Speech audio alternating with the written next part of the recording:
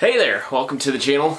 My name's Grant Tommy, this is Straight Six Fan, and if you are thinking about going to Las Vegas coming up anytime soon, and you're thinking about maybe booking a spot on the WelderUp, the Real Deal Tour, well, stick around after the intro screen and I will take you back to September 2019 when I went on the tour, so you get a little insight as to what to expect when on the Real Deal Tour.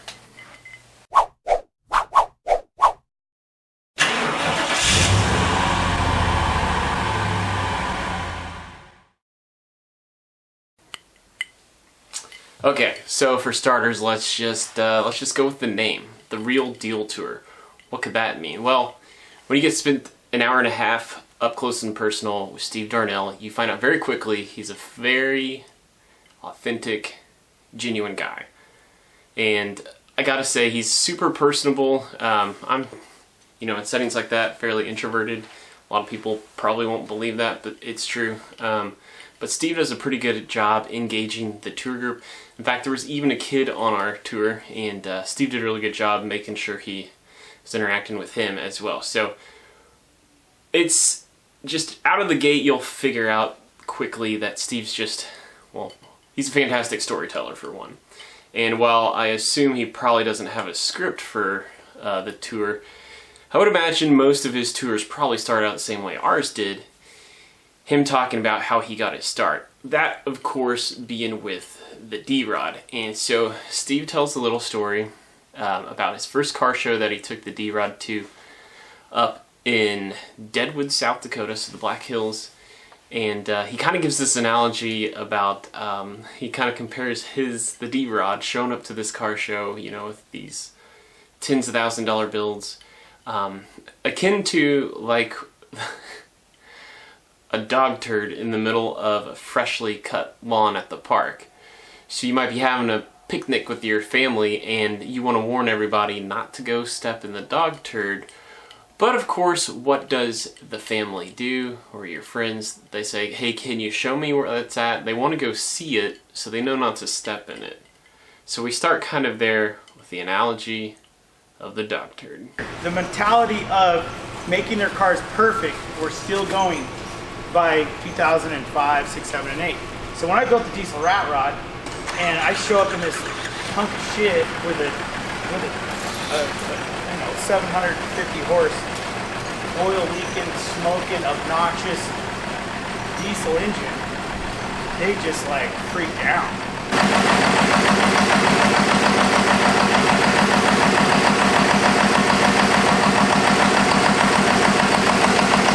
But when you pull up with a piece of dog shit, everybody's like, what are you doing? It stinks, it's brown,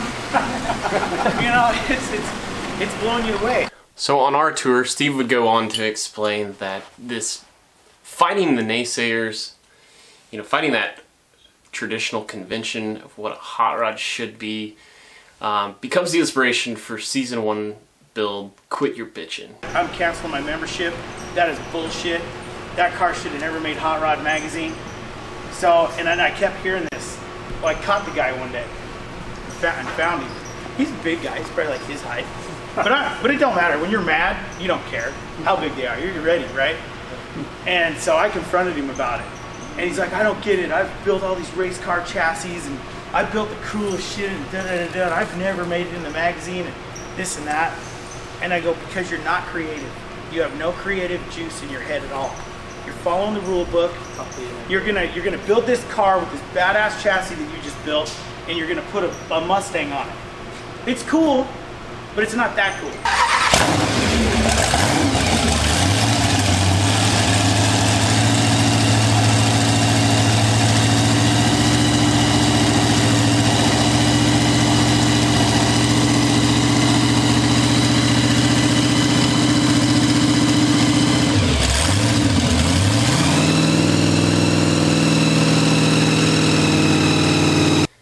And oh hey, if you haven't noticed by now, you're going to hear a lot of cars start up and run on this tour. The one thing you'll start to learn about Steve on the Real Deal Tour is that, again, since he's just brutally honest with you, he'll even admit to, sometimes going a little too deep into builds. And while probably the greatest example of this was not in his showroom, the Carnival rod, I think that's from season 3, I want to say, he just talks about how sometimes he gets so deep in these builds, he'll wake up in the middle of the night, you know, with crazy whacked out dreams. He talked about like clowns chasing him from that Carnival rod build. But one of the ones that is in his showroom that he kind of talks about just getting deep into those details and really, you know, it becomes part of his dreams or nightmares, whichever one you want to say, is the Joker build.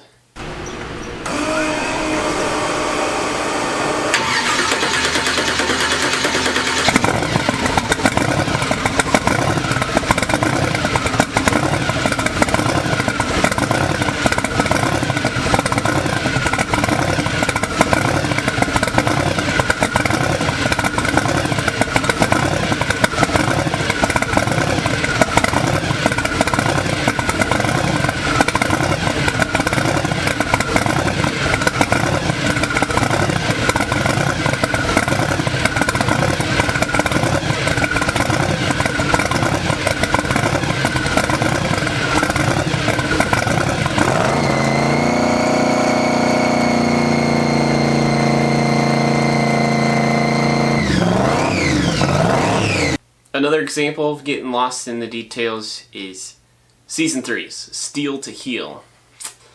A custom vehicle that was built basically to give hope for those battling cancer. So you might know it better as the cancer car. But that's another one of those examples where Steve just gets lost in those details. But you could see like every one of these things with the little knots on it just look like thorn bushes. It's all skip welded. It's all welded. I was so flash burnt. By the time it was over, I was just, my face was starting to melt off.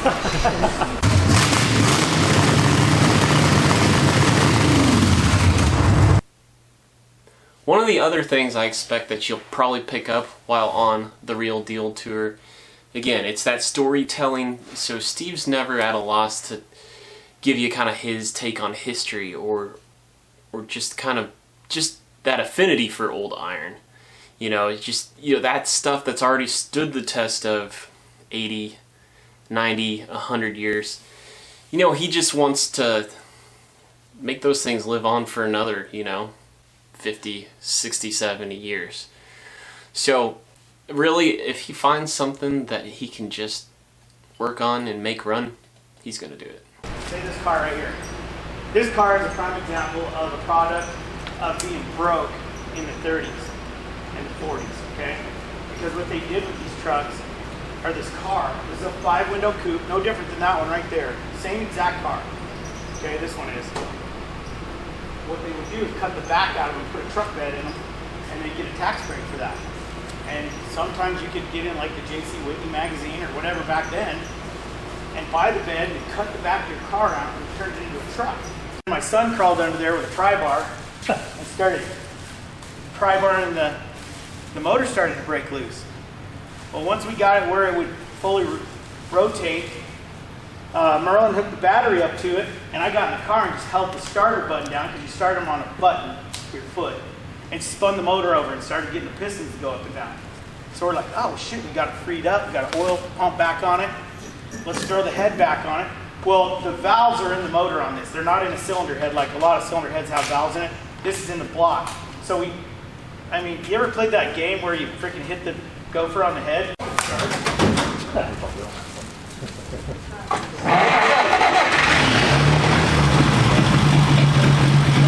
mean, come on. It's still got the original spark plug wires on it.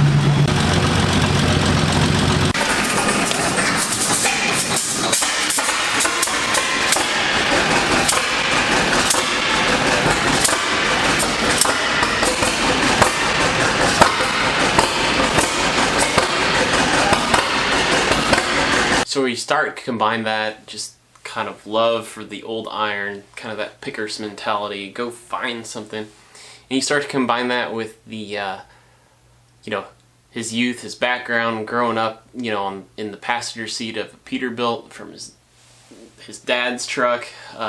His dad, of course, you know, just being around the iron yard all the time. It becomes really pretty evident how his showroom is that obvious crossroads of those two things.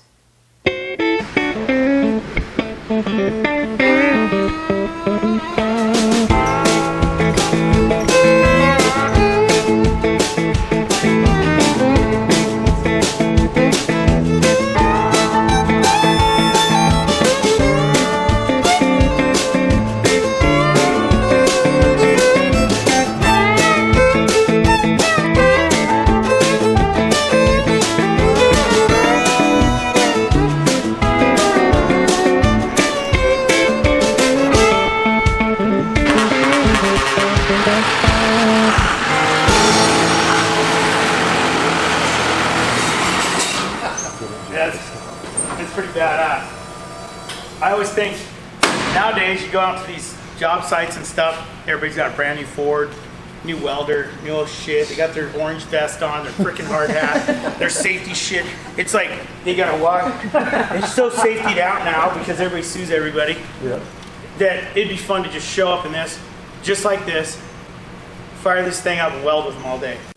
So at this point of the Real Deal Tour, if you haven't quite figured out Steve Darnell's personality, well then let's take a look at the types of vehicles he likes to daily drive, his Tri-5 Chevys.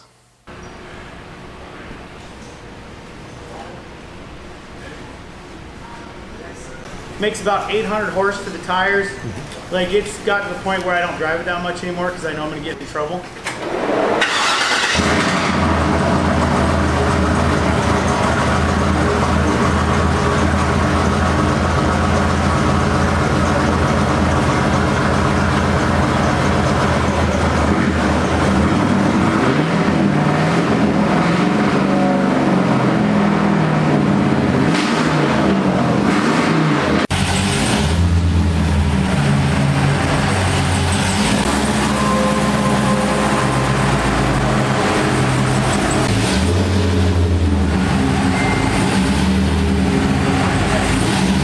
And so from there, we'll close up with some of the smaller tidbits that you might want to expect on the Real Deal Tour. So Steve, of course, is not afraid to talk about some common misconceptions from the show. Are your eyes really that blue? Ah, shit, man, I get that all the time. Sometimes he'll kind of give you some insight as to what to expect, what's coming up. But at the end of the day, the neatest part is we'll kind of close up where we started off, and that's Steve is the real deal. I've talked about how genuine and personable and authentic the guy is. Well, in addition to, well, free t-shirt going on the tour, you get a little swag bag, and in that swag bag actually is an autographed picture that he will, at the end of the tour, he kind of gives everyone on the tour a chance to just come up, chat with him while he autographs the poster. And while I probably could have spent a good 2 minutes talking to Steve, obviously in the back of my head I kind of have that feeling of, well, you know, there are also people behind you, Grant. So I didn't spend forever talking to him, but just as well had been, you know, like my uncle, or catching up with a high school buddy, or, you know, co-host like Jason is on the Car Guy and Six Fan show. Shameless self-plug. But I had the opportunity to show Steve a picture of the Rat Rod radio flyer. If you want to know what that looks like, if this is your first time on the channel, I'll leave an info card up here too.